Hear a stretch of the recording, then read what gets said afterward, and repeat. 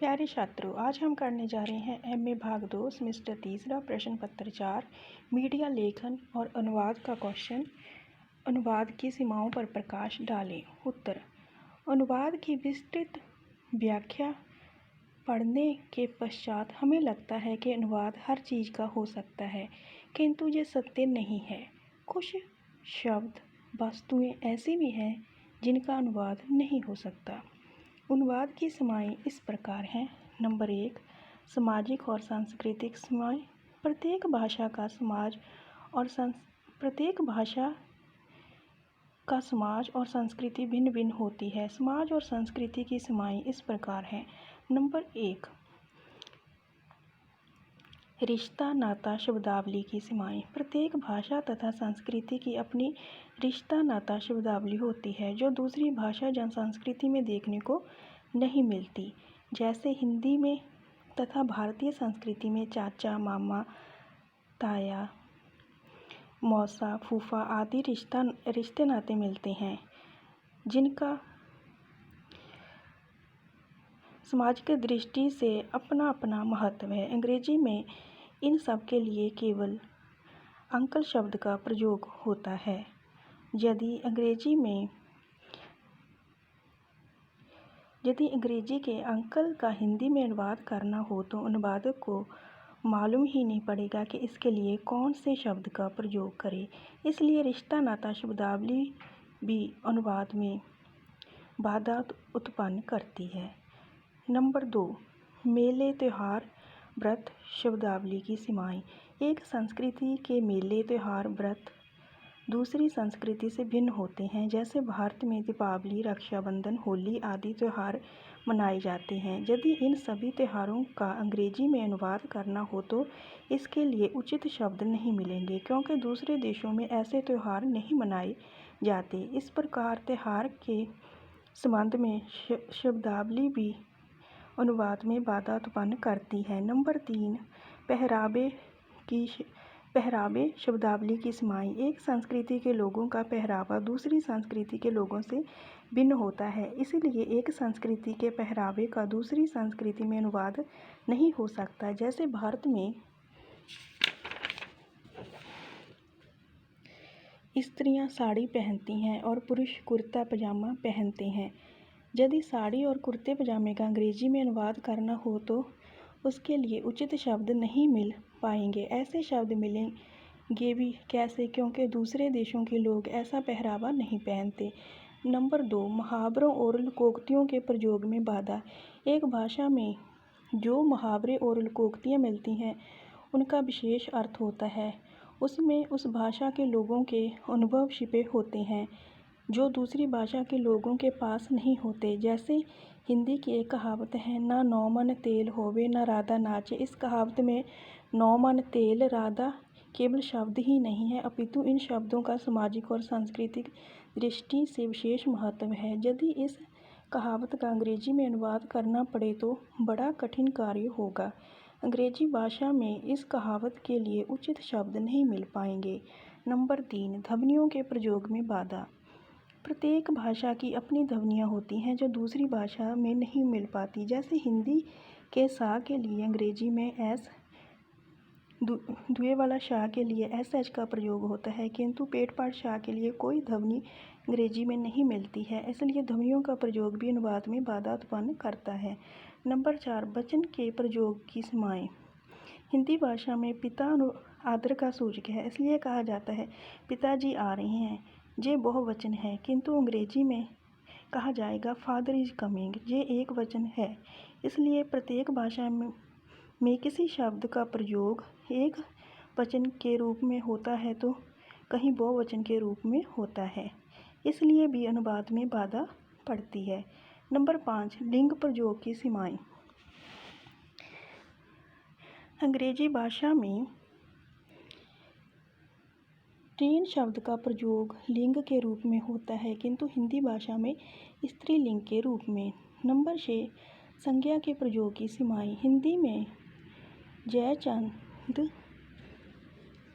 विभीषण आदि कुछ व्यक्तिवाचक संज्ञाएं मिलती हैं जो दूसरी भाषाओं में नहीं मिलती। नंबर 7, श्लेषात्मक शब्दों के प्रयोग की सीमाएं। हिंदी भाषा में बिहारी कवि का एक दोहा मिलता है, कनक कनकते सौगुनी मादकता अधिकाए। इस दोहे में कनक शब्द के दो अर्थ हैं, सोना और अनाज। यदि इस दोहे का दूसरी भाषा में अनुवाद करना हो तो संभव नहीं कि दूसरी भाषा में ऐसे श्लेषात्मक शब्द मिल पाएंगे। नंबर 8, समानार्थक शब्दों के प्रयोग की सीमाएं। प्रत्येक भाषा में एक शब्द के अनेक समानार्थक शब्द मिलते हैं। जैसे हिंदी में पानी और जल दो समानार्थक शब्द हैं। जब अनुवादक को ये मालूम नहीं पड़ेगा कि गंगा शब्द के साथ कौन से शब्द का प्रयोग करें, क्योंकि साधारण दृष्टि में दोनों शब्द उचित प्रतीत होते हैं। गंगा का पानी लाओ तथा गंगा का जल लाओ। गंगा भारतीय समाज में आदर की सूचक है, इसलिए गंगा का जल लाओ यही उचित वाक्य है। किंतु प्रत्येक अनुवादक ये बात नहीं समझ सकता। अनुवादक की सीमाएं। जहाँ अनुवाद की अपनी समस्याएं हैं, वहीं अनुवादक की भी अपनी कुछ समस्याएं होती हैं। जहाँ पर अनुवादक अनुवाद करते समय अपने आप को असमर्थ पाता है, वहीं उसकी सीमाएं शुरू हो जाती हैं। अनुवादक की समस्याएं इस प्रकार हैं। नंबर 1, विषय का पूर्ण ज्ञान ना होना। जब अनुवादक को अपने विषय का पूर्ण ज्ञान ना हो तो वह ठीक ढंग से अनुवाद नहीं कर पाता। नंबर 2, परिभाषिक शब्दावली का उचित ज्ञान ना होना। जब अनुवादक को स्रोत भाषा और लक्ष्य भाषा की परिभाषिक शब्दावली का संपूर्ण ज्ञान ना हो तो वह अच्छे ढंग से अनुवाद नहीं कर पाता। नंबर 3, पाठकों द्वारा अनुवाद को पसंद ना करना। कई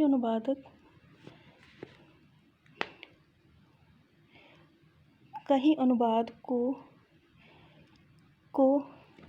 का कहना है कि वह इस लिए अनुवाद नहीं करना चाहते क्योंकि पाठक अनुवाद को अच्छी दृष्टि से नहीं देखते।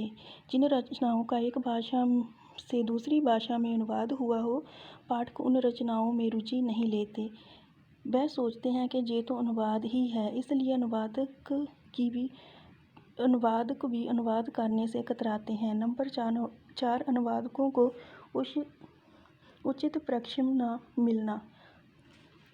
साहित्यकारों को तो प्रकाशक अपनी रचनाओं का उचित मूल्य देते हैं, किंतु अनुवादकों को प्रकाशक बहुत कम राशि देते हैं।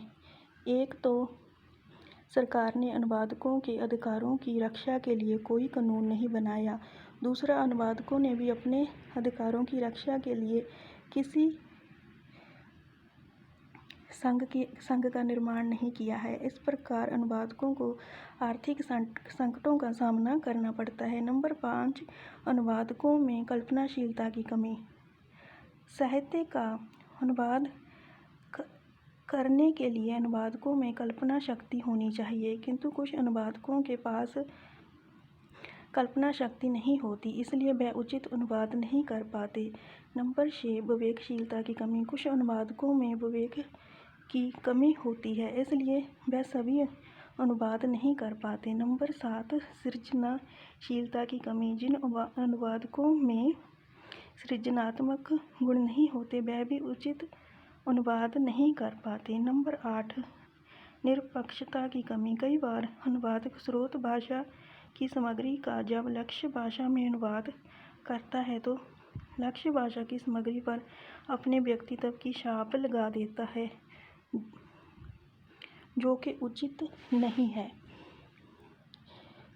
नंबर 9, मूल का संरक्षण ना कर पाना। कई बार अनुवादक स्रोत भाषा की सामग्री का लक्ष्य भाषा में अनुवाद करते समय अपनी तरफ से कुछ विचार लक्ष्य भाषा में जोड़ देता है। इस प्रकार पाठकों को उचित अनुवाद नहीं मिल पाता। शैली का संरक्षण ना कर पाना। कई बार अनुवाद जब किसी रचना का एक भाषा से दूसरी भाषा में अनुवाद करता है तो वह उसकी शैली में परिवर्तन कर देता है। जैसे किसी कविता का अनुवाद करते समय स्रोत भाषा में जिन शब्दों का प्रयोग किया गया हो, वह लक्ष्य भाषा में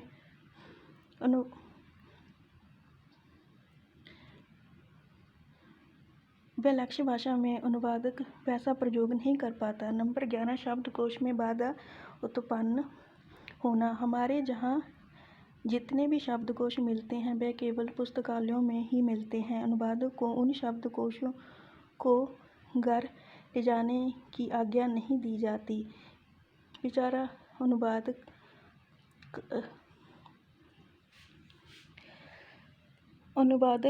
कब तक पुस्तकालय में घूमता रहे, इसलिए अनुवादक को कठिनाई का सामना करना पड़ता है।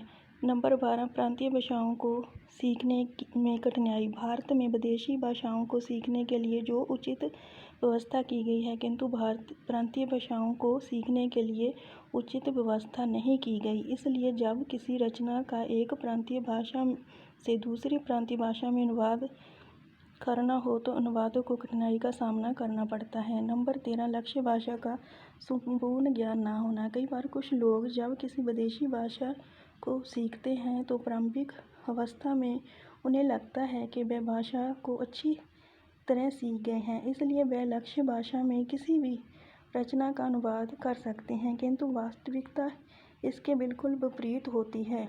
वास्तव में उन्हें लक्ष्य भाषा का संपूर्ण ज्ञान नहीं होता। ऐसे लोग जब